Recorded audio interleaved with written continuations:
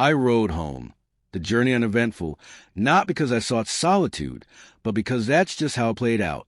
I arrived a bit earlier than usual, pulling into the backyard. My wife, Nell, was on the patio, wearing a light dress and no shoes. Nothing unusual there. What was unusual was our neighbor, Blake Downing. Sitting beside her, he wore gym shorts and a snug t-shirt, a cold beer resting on the table in front of him. They shared a double swing, sitting so close that barely an inch separated them. When I first saw them, they were facing each other, Blake's hand resting on her shoulder. For about 3 seconds, they remained unaware of my presence. I didn't stop where I usually park my bike. Instead, I rode straight onto the terrace. That's when they noticed me. Nell's face flickered with confusion as she said my name. Blake immediately jumped up from the swing, his expression shifting to concern. He was an imposing man, lean, 5 feet 10 inches, with red hair, though he had shaved it off after losing most of it at 42. A shattered knee had ended his soccer career years ago, the scar still visible on his left leg. He had moved to the neighborhood last year and now taught self-defense classes at the YMCA. I'd observed a few of his lessons, but never joined. Years ago, I had trained in hand-to-hand combat. Now, in my 40s, I still practiced but had no interest in his style. Blake had a habit of making himself the center of attention, which I found off-putting. He led 1 session for men, 2 for women, and a mixed class. Nell attended the women's class and had once invited me to join the mixed group. I had declined. I knew I could take Blake in a fight despite being 4 inches shorter and 35 pounds lighter, but I also knew he would go out of his way to prove himself, especially in front of an audience. Things could easily spiral into something real, and I wasn't entirely sure who would come out on top. The air felt heavy as I stepped past my usual parking spot. "Why don't you grab me a beer?" I said. "I'll be right down." I leaned my bike against a tree and walked inside, passing both of them without another word. Upstairs, I went straight to my gun safe, unlocking it and retrieving a baby Browning .25 semi-automatic pistol. I loaded it, chambered a round, then changed into fresh shorts and a loose t-shirt, slipping the gun into my side pocket. When I returned, they hadn't moved. Nell remained in the swing, and I noticed a third beer on the table, unopened. I didn't sit. They both looked uneasy. The air conditioning at the office went out. I said, over the years, I'd learned that it was better to let others initiate awkward conversations.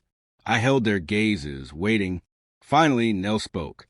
"We were just talking about the self-defense classes, Bobby."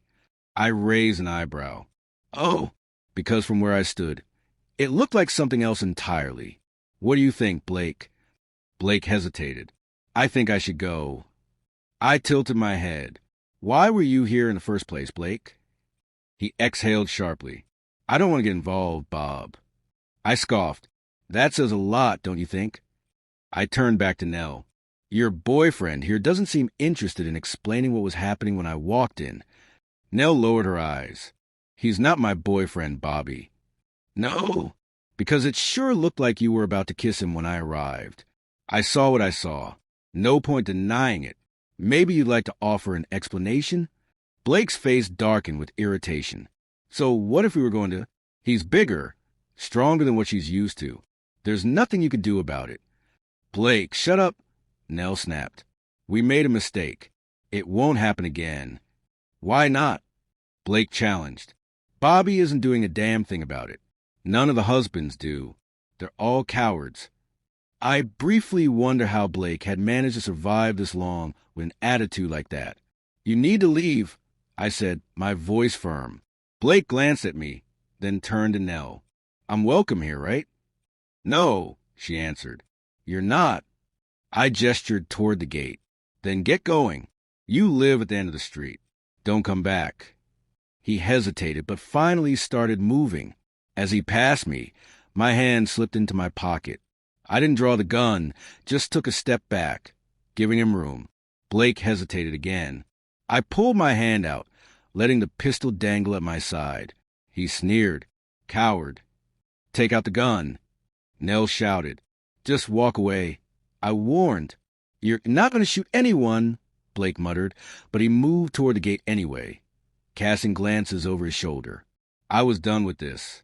It needed to end. I ejected the magazine, popped around from the chamber, and tossed him onto the ground behind me. Then I walked toward Blake, slowly, deliberately. He smirked and squared up. Nell shouted something, but we weren't listening. Blake threw a hard right hook at my head. He was fast. Too bad I wasn't there when it landed. I struck first, hitting him in the neck, right over carotid artery. He staggered, stunned. Blake wasn't accustomed to real combat. I followed with a quick left his ribs, then a right to his kidney. As he turned away, he collapsed, gasping. When he scrambled to his feet, I kicked him square in the ass. Fitting. He hit the ground again, but got up faster this time. He didn't look back as he jogged away. I watched him disappear around the corner, then turned back to the patio. Nell stood frozen, one hand on her throat.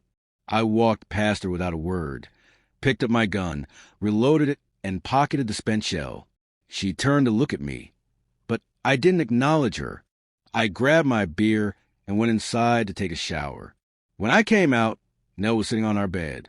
Just as I was about to tell her to move, I heard something, footsteps, someone coming up the stairs. I reached for my .32 caliber pistol. Blake appeared in the doorway, a black handgun clutched in his grip, held sideways like some wannabe gangster in a movie. I shot him in the head before he could pull the trigger. Later, I saw his bullet had struck the wall near the floor, a small hole marking the spot where his bald head had been. Nell started screaming.